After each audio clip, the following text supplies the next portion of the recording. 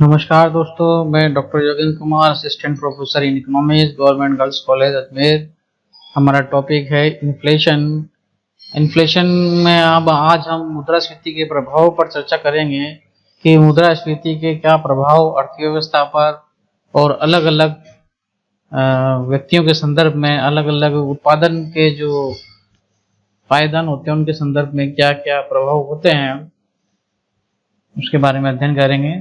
तो समाज के जो विभिन्न वर्गों पर मुद्रास्फीति क्या प्रभाव होते हैं। पहला जो है ऋण तथा ऋणदाता। ऋणदाता और ऋण पे क्या प्रभाव होगा। जब कीमतें बढ़ती हैं तो कर्जदार को लाभ होता है और ऋणदाताओं को हानि, क्योंकि जिस समय ऋणदाता ने ऋण दिया था उस समय मुद्रा का मूल्य अधिक था और मुद्रास्फीति के दौरान मुद्रा का मूल्य कम हो जाता है। तो ऐसी स्थिति में यदि कर्जदार वापस चुकाता है तो कर्जदार को लाभ होता है और ऋणदाताओं को हानि होती है। दूसरा, वेतन भोगी कर्मचारी। जो वेतन भोगी अधिकारी और कर्मचारी को कीमत बढ़ने पर हानि होती है, क्योंकि उनकी जो वेतन होता है वो स्थिर होता है, सीमित होता है। वो मुद्रास्फीति सतत बढ़ता नहीं है, तो वो स्थिर है। और जब उनको वेतन जो है वो स्थिर है, वो उतना ही मिल रहा है जितना कि पहले मिल रहा था, तो मुद्रा का मूल्य कम होने पर उनका जो वेतन है वो भी, वेतन की वास्तविक जो मूल्य होता है वो कम हो जाता है। तो इस प्रकार से वेतन भोगी कर्मचारियों को कीमतें बढ़ने पर हानि होती है, मुद्रास्फीति के समय उन्हें हानि होती है। मजदूर वर्ग। मजदूर वर्ग के अंतर्गत मजदूरी पाने वालों को लाभ हो सकता है और हानि भी। मजदूरी पाने वालों को लाभ भी हो सकता है और हानि भी हो कैसे, परंतु उनका लाभ या हानि इस बात पर निर्भर करता है कि बढ़ती कीमतों से उनकी मजदूरी किस गति से समायोजन करती है। यदि कीमतें बढ़ने पर जो उत्पादक होता है, जो उत्पादन करता होता है, वो मजदूर की मजदूरी भी बढ़ा दे साथ साथ, क्योंकि उससे ज्यादा लाभ मिल रहा है, कीमतें ज्यादा मिल रही हैं वस्तु की, तो उसको लाभ अधिक हो रहा है। तो उस लाभ का कुछ हिस्सा यदि हम मजदूर की मजदूरी को बढ़ाने में भी लगा दे तो मजदूर को लाभ होगा। परंतु इसके विपरीत यदि वो किसी भी प्रकार से जो लाभ में वृद्धि हुई है कीमतों में बढ़ने के कारण, उसके कारण मजदूरी नहीं बढ़ाता है तो मजदूरों को हानि होगी। तो इस प्रकार से मजदूर को लाभ और हानि दोनों प्रकार की हो सकता है।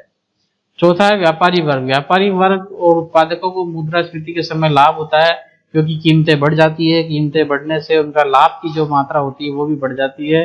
तो ऐसी स्थिति में, मुद्रास्फीति की स्थिति में, जहाँ कीमतें बहुत अधिक हो जाती है और पूर्ति कम रहती है, मांग अधिक हो जाती है, तो अधिक मांग को देखते हुए जो व्यापारी वर्ग होता है या उत्पादक होता है वो कीमतों को बढ़ाने में सफल हो जाता है। तो इस प्रकार व्यापारी वर्ग उत्पादक को मुद्रास्फीति के समय लाभ होता है। नेक्स्ट, उपभोक्ता पर प्रभाव। वस्तुओं के मूल्य बढ़ जाने से सामान्य जनता के उपभोग के सब वस्तुएं महंगी हो जाती है। जब चूंकि सब वस्तुएं महंगी हो गई है तो मुद्रा की क्रय शक्ति में कमी से उपभोग पर बुरा प्रभाव पड़ता है। तो उपभोक्ता को जो सभी वस्तुएं महंगी मिल रही है तो उनकी जो मुद्रा है वो ज्यादा खर्च हो रही है, उनकी क्रय शक्ति में कमी आ गई, तो इसलिए उपभोक्ता पर नकारात्मक प्रभाव होता है और मुद्रास्फीति से उसको हानि होती है और बुरा प्रभाव पड़ता है। विनियोगकर्ता पर प्रभाव। जो इन्वेस्टर्स होते हैं उन पे क्या इफेक्ट होता है मुद्रास्फीति का। अर्थव्यवस्था में पूंजी तथा साधनों को उत्पादन कार्य में विनियोग करने वाले विनियोगता दो प्रकार के होते हैं। जो इन्वेस्टर्स होते हैं वो दो प्रकार के होते हैं, उनको दो भागों में बांटा है। एक निश्चित आय वाले इन्वेस्टर्स विनियोगकर्ता और दूसरा होता है परिवर्तनशील आय वाले विनियोगकर्ता। तो निश्चित आय वाले विनियोगकर्ता को विनियोग पर निश्चित दर से ब्याज या लाभ मिलता है। ऐसे विनियोगता सामान्य ऋणदाता तथा शेयर होल्डर्स होते हैं। इन्हें मुद्रा प्रसार से हानि होती है, क्योंकि उनकी आय में मूल्यों की वृद्धि के अनुसार वृद्धि नहीं होने से वास्तविक आय कम हो जाती है। क्योंकि इनकी जो आय होती है वो मूल्यों में वृद्धि के अनुसार नहीं बढ़ रही है, क्योंकि ये निश्चित आय वाले विनियोग करता है, ये शेयर होल्डर्स हैं, ये ऋणदाता हैं, तो इनको जो ब्याज का जो निर्धारित ब्याज दर है वही मिलेगी, तो उससे ज्यादा नहीं मिलेगा इनको। तो ऐसी स्थिति में जो मुद्रा का मूल्य कम हो गया है और मूल्य में वृद्धि होने के कारण उनकी वास्तविक आय कम हो जाती है, क्योंकि क्रय शक्ति कम हो जाती है मुद्रा की। ऐसी स्थिति में निश्चित आय वाले विनियोगकर्ता को हानि का सामना करना पड़ता है। और दूसरा है नेक्स्ट, जो परिवर्तनशील आय वाले विनियोगकर्ता है, इनको आय और व्यापार और उत्पादन पर निर्भर करती है। इन्हें मुद्रास्फीति से लाभ होता है, क्योंकि मुद्रास्फीति के दौरान व्यापार और उत्पादन बढ़ता है, मांग बढ़ती है। तो ऐसी स्थिति में व्यापार और उत्पादन बढ़ता चला जाता है और कीमतें भी बढ़ती हैं, जिससे लाभ की मात्रा बढ़ती है और इससे मुद्रास्फीति से लाभ होगा ऐसे विनियोगकर्ता को जो कि परिवर्तनशील आय वाले हैं, जिनकी आय जो है व्यापार और उत्पादन पर निर्भर करती है, क्योंकि व्यापार और उत्पादन बढ़ता चला जाता है। नेक्स्ट है कृषकों को लाभ एवं कृषि का विकास। लोगों के पास मौद्रिक आय बढ़ने से वस्तुओं की मांग बढ़ती है। जब क्योंकि मौद्रिक आय बढ़ गई तो लोग वस्तुओं की मांग भी बढ़ेंगे और औद्योगिक वस्तुओं के उत्पादन के लिए कृषिगत कच्चे माल की मांग बढ़ जाती है। क्योंकि औद्योगिक उत्पादन बढ़ाना है तो उसके लिए जो कच्चा माल होता है उसकी भी डिमांड बढ़ जाएगी।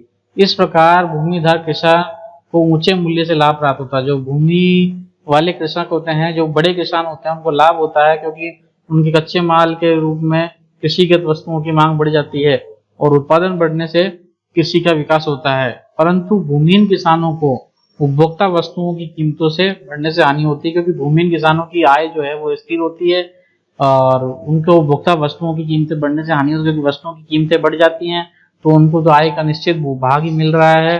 तो ऐसी स्थिति में उनकी क्रय शक्ति कम होती है और जो निश्चित भूमिहीन किसान होते हैं निश्चित आय वाले, उनको हानि का सामना करना पड़ता है। उत्पादक पर प्रभाव। जब कीमत बढ़ने लगती है तो उत्पादक को पैसा मिलता है और उत्पादक भविष्य में अप्रत्याशित लाभ कमाते हैं। क्योंकि कीमतें बढ़ रही हैं तो उत्पादक को अप्रत्याशित लाभ मिलेगा।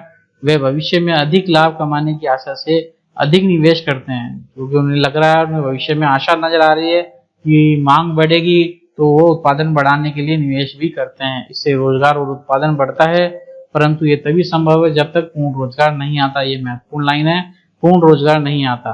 पूर्ण रोजगार आने का मतलब ये हो गया कि अर्थव्यवस्था में जितने भी साधन लोग रोजगार चाहते हैं उन सबको रोजगार मिल गया, तो उसके बाद मांग बढ़ने पर भी उत्पादन नहीं बढ़ पाएगा और ऐसी स्थिति में केवल कीमतों में वृद्धि होगी, जो कि अर्थव्यवस्था को आर्थिक संकट की ओर ले जाएगी। तो ऐसी स्थिति में जब कीमतें बढ़ती है तो उत्पादक को पैसा तो मिलता है, तो उत्पादक भविष्य में लाभ कमाने की आशा से अधिक निवेश करता है, उत्पादन करता है।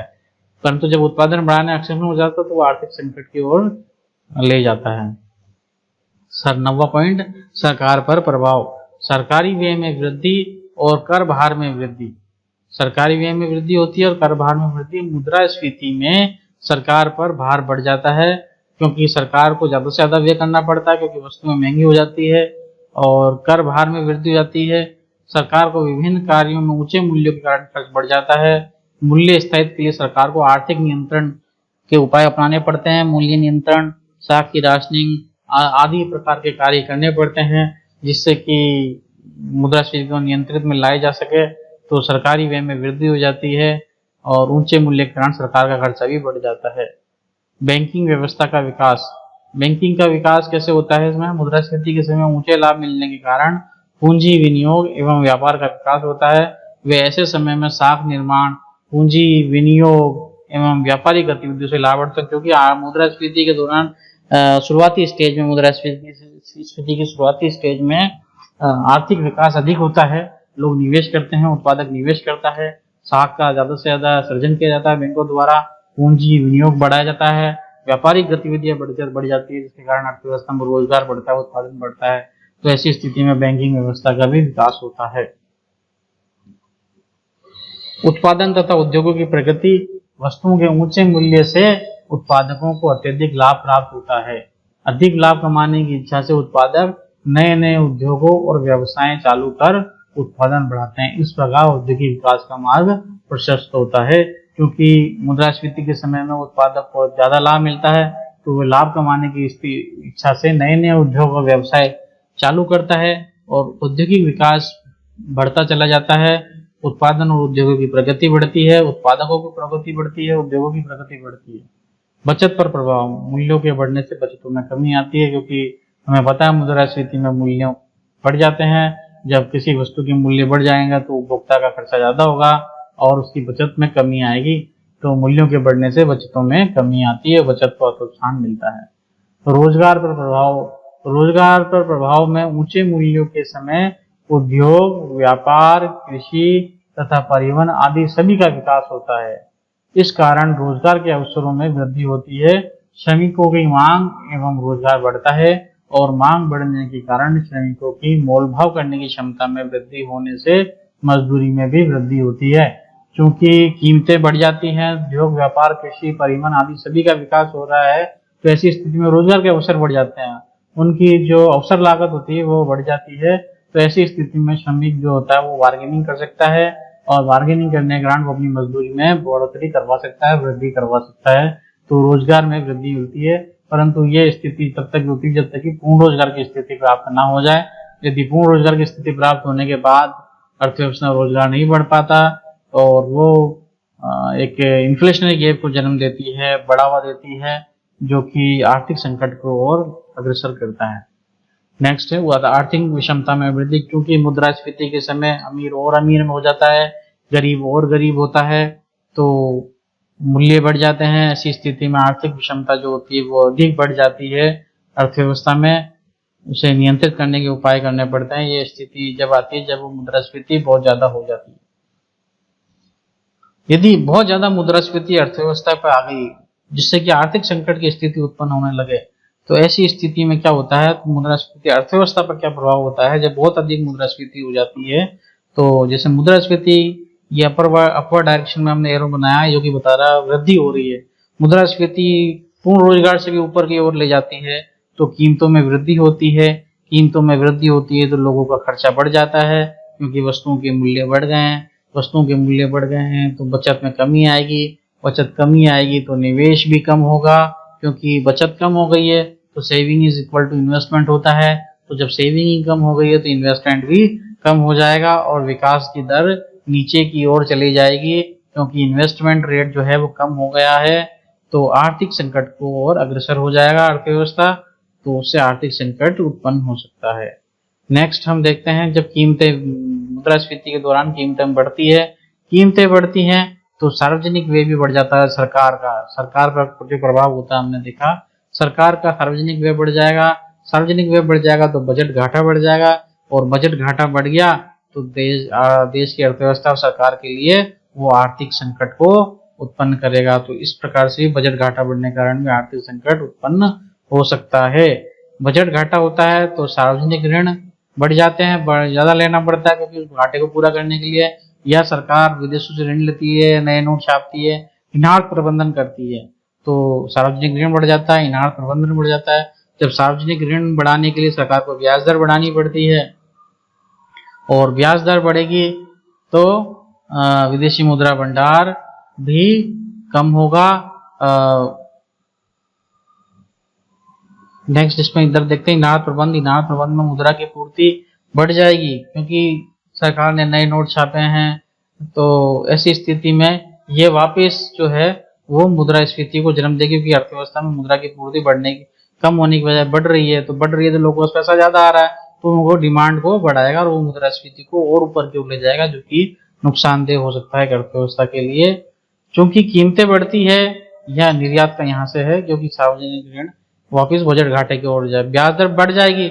यहाँ जैसे कि हमने देखा सार्वजनिक इनार प्रबंध, सार्वजनिक ऋण बढ़ गया तो जब ब्याज बढ़ जाएगी, ब्याज बढ़ानी पड़ेगी, जब भी सार्वजनिक ऋण बढ़ पाएगा तो ब्याज वापिस बजट घाटे को जन्म दे देगा।